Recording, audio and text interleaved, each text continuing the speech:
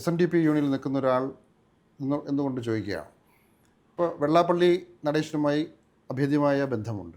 അപ്പോൾ അദ്ദേഹത്തിൻ്റെ ഈ ഇടതുപക്ഷ രാഷ്ട്രീയത്തിൻ്റെ ഒരു പരാജയത്തെക്കുറിച്ച് ചോദിക്കുമ്പോൾ പലരും പ്രത്യക്ഷമായും പരോക്ഷമായും ഒക്കെ പറയുന്നൊരു കാര്യം, വെള്ളാപ്പള്ളി നടേശനെ പോലെ ഒരാൾ മുഖ്യമന്ത്രിയുടെ കാറിൽ കയറുന്നു, അല്ലെങ്കിൽ അദ്ദേഹത്തിൻ്റെ ചില വർഗീയ പരാമർശങ്ങൾ, മുസ്ലിം ലീഗുമായി ബന്ധപ്പെട്ടുള്ള കാര്യങ്ങൾ, മലപ്പുറം ജില്ലയുമായി ബന്ധപ്പെട്ട ചില പരാമർശങ്ങളൊക്കെ ആ ഇടത് പരാജയത്തിന് ഒരു സ്വാധീനമായി മാറിയിട്ടുണ്ട്, കാരണമായി മാറിയിട്ടുണ്ട് എന്നൊക്കെ പറയുന്നുണ്ട്. ഇത് എത്രത്തോളം യാഥാർത്ഥ്യമുണ്ട്? എന്താണ് അവിടെ അതിൻ്റെ ഒരു പൊളിറ്റിക്സ് എന്താണ്? CPM ആദ്യമായിട്ടല്ലല്ലോ കേരളത്തിൽ പരാജയപ്പെടുന്നത്. 57 സംസ്ഥാനം രൂപീകൃതമായതിനു ശേഷം നടന്ന ആദ്യ തിരഞ്ഞെടുപ്പിൽ ബാലറ്റ് പേപ്പറുള്ള ആദ്യ അധികാരത്തിൽ വന്ന പാർട്ടിയാണ് CPM, ഇടതുപക്ഷം. പിന്നീട് നടന്ന തിരഞ്ഞെടുപ്പിൽ ആ മുന്നണി പരാജയപ്പെട്ടത് ശ്രീ വെള്ളാപ്പള്ളിയുള്ള കൊണ്ടാണോ? അല്ല, സ്വാഭാവികം. പിന്നീട് എത്രയോ തിരഞ്ഞെടുപ്പുകളിൽ CPM LDF കേരളത്തിൽ പരാജയപ്പെട്ടു. അത് SNDP general secretary Shri Vellappally നടേശനാണോ അന്നൊക്കെ തോൽപ്പിച്ചത്? അപ്പോൾ ഇത് മനഃപൂർവ്വം ആക്ഷേപിക്കാൻ വേണ്ടി ഒരു പേര് കണ്ടുപിടിക്കുക എന്നതിനപ്പുറം ഇതിന് അത്തരത്തിലുള്ളൊരു പ്രസക്തിയില്ല. ഇത് ജനവഞ്ചന കാണിച്ച ഒരു മുന്നണിയെ ധാർഷ്ട്യത്തോടുകൂടി കേരള സമൂഹത്തോട് പെരുമാറിയ ഒരു മുഖ്യമന്ത്രിയെ മാറ്റണമെന്ന് കേരള ജനത ചിന്തിച്ചു. അതിന് മറ്റു ചിലർ ഒരു പേര് കണ്ടുപിടിക്കുന്നതിനപ്പുറം ഇതിന് യാതൊരു പ്രാധാന്യമുള്ള കാര്യമില്ല. മുസ്ലിം ലീഗിന് ആ സംഘടനയെക്കുറിച്ചുള്ള BJPയുടെ ഒരു രാഷ്ട്രീയ ബോധ്യം എന്താണ് നിലവിൽ? വെള്ളാപ്പള്ളിയും പറയുന്നുണ്ട്, ഒപ്പം തന്നെ BJPയിലെ തന്നെ സമുദരായിട്ടുള്ള പല നേതാക്കളും മുസ്ലിം ലീഗിനെ പോയിന്റ് ചെയ്ത് പറയുന്നുണ്ട്. കാരണം കേരളം ഇനി ഭരിക്കാൻ പോകുന്നത് മുസ്ലിം ലീഗ് അടക്കമുള്ള ആക്ഷേപങ്ങളും വിവാദങ്ങളും ഒക്കെ വരുന്നുണ്ട്. എന്താണ് അവരുടെ ഒരു രാഷ്ട്രീയ പോരായ്മ എന്താണ്? അല്ല, അതൊരു യാഥാർത്ഥ്യമല്ലേ. ഒരു സാമൂഹ്യ നീതി എല്ലാ രംഗത്തും ഉണ്ടാവണം. ഇപ്പോൾ 22 പേരുള്ളവർ 4 നിന്ന് 5 മന്ത്രിമാരായി. അത് മുമ്പ് ഉണ്ടായിട്ടുണ്ടല്ലോ, 10 പേരുണ്ടായിരുന്നപ്പോഴും 5 മന്ത്രിമാരുണ്ടായിട്ടുണ്ട്. കേരളത്തെ മുഖ്യമന്ത്രിയെ തിരഞ്ഞെടുക്കുന്ന കാര്യത്തിൽ ഒരുപാട് അനിശ്ചിതത്വം കോൺഗ്രസ്സിൽ നിലനിന്നിരുന്നു. മാധ്യമ വാർത്തകൾ എന്താ പറയുന്നത്? ഏറ്റവും അവസാനം ലീഗിൻ്റെ അഭിപ്രായം വീണ്ടും ചോദിച്ചു എന്നാണ് മാധ്യമ വാർത്തകൾ പറഞ്ഞത്. VD സതീശിനെ മാറ്റുന്നതിനോട് യോജിക്കുന്നുണ്ടോ എന്ന അവസാനവട്ടം ഹൈക്കമാൻഡ് ചോദിച്ചു. മാധ്യമ വാർത്തയാണ്, അത് അവരുടെ പാർട്ടിക്കറിയാം, ഞങ്ങൾക്ക് അതിനകത്ത് വിഷയമല്ല.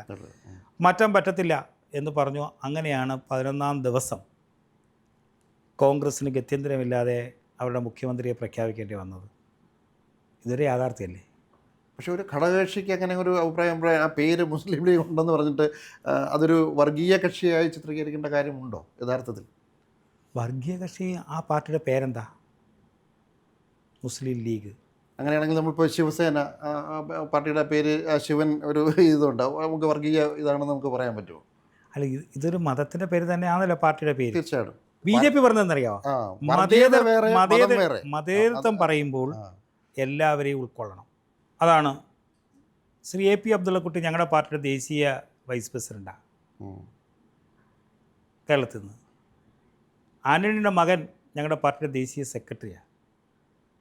അപ്പോൾ ഇവിടെ ഞങ്ങൾ മതേതരത്വം പറയുമ്പോൾ ആ മതേതരത്വത്തിൻ്റെ ഒരു പൊതു സ്വഭാവമുണ്ട്, അത് എല്ലാവർക്കും വേണ്ടേ? BJP അതേ പറയുന്നുള്ളൂ. അപ്പോൾ അതിനെ സംബന്ധിച്ചാണ് BJPയുടെ നിലപാട് പറഞ്ഞിട്ടുള്ളത്. അത്തരം നിലപാടുകൾ ഒരു കപട മതേതര മുഖമുള്ളവർ BJP വർഗീയ പാർട്ടിയാണെന്ന് പറയുന്ന ഒരു കാര്യമാണ് നമ്മളിന്ന് കേരളത്തിൽ പൊതുസമൂഹത്തിൻ്റെ മുന്നിൽ കാണുന്നത്. ഇപ്പോൾ ഇടതുപക്ഷ രാഷ്ട്രീയത്തിലേക്ക് വരുമ്പോൾ തന്നെ നമുക്കറിയാം, പലപ്പോഴും ഒരു സന്ധി ചേരൽ പല BJPയുമായി ഇടതുപക്ഷ നേതാക്കൾക്കുണ്ടായിരുന്നു എന്നുള്ള ചില ആരോപണം, അത് കോൺഗ്രസ് രാഷ്ട്രീയത്തിലെ വലിയൊരു ആരോപണമാണ്. മുൻ മുഖ്യമന്ത്രിക്കെതിരെയുള്ള പല കേസുകൾ, അത്തരത്തിലുള്ള സ്വർണ്ണക്കൊള്ള പോലുള്ള കാര്യങ്ങൾ, ഇതിലൊക്കെ വഴിവിട്ട് BJPയുടെ ഒരു സഹായം ലഭിച്ചു എന്നടക്കമുള്ള, കാരണം കേന്ദ്ര ഏജൻസികളുടെ അന്വേഷണം പ്രഖ്യാപിച്ചു, പക്ഷേ അതെല്ലാം വഴിമുട്ടിപ്പോയി. അപ്പോൾ അതിലെന്തെങ്കിലും ഒരു യാഥാർത്ഥ്യമുണ്ടോ? BJP ആശയപരമായി ഞങ്ങളെ എതിർക്കുന്ന ഒരു രാഷ്ട്രീയ പ്രസ്ഥാനവുമായും ഒരു വിട്ടുവീഴ്ചയും ചെയ്യാറില്ല. ഓക്കെ, മനസ്സിലായി. അങ്ങനെ കേരളത്തിലെ ഒരു മുഖ്യമന്ത്രിയും ഞങ്ങൾ സംരക്ഷിച്ചിട്ടില്ല. ഞങ്ങൾ അങ്ങനെ ആരുമായും കേരളത്തിലൊരു ഒത്തുതീർപ്പ് രാഷ്ട്രീയവും കളിച്ചിട്ടില്ല. അത് BJPയുടെ അജണ്ടയല്ല. ഞങ്ങളുടെ ആശയപരമായി എതിർക്കേണ്ടിടത്ത് ആശയപരമായി തന്നെയാണ് എതിർത്ത് പോകേണ്ടത്. കേന്ദ്ര സർക്കാർ നിയമപരമായി ചെയ്യേണ്ട കാര്യങ്ങളെല്ലാം നിയമപരമായി തന്നെ ചെയ്യും. അത് ഒരുപാട് ഉദാഹരണങ്ങൾ ഭാരതത്തിലുണ്ട്. അപ്പോൾ രാഷ്ട്രീയ വിരോധത്തിൻ്റെ പേരിൽ കേസുണ്ടാക്കുക എന്നുള്ളതല്ല. അതിന് നിയമപരമായ എല്ലാ കാര്യങ്ങളും ബന്ധപ്പെട്ട അന്വേഷണ ഏജൻസികൾ ബോധ്യപ്പെടുമ്പോൾ അടുത്ത ഘട്ടത്തിലേക്ക് പോകും.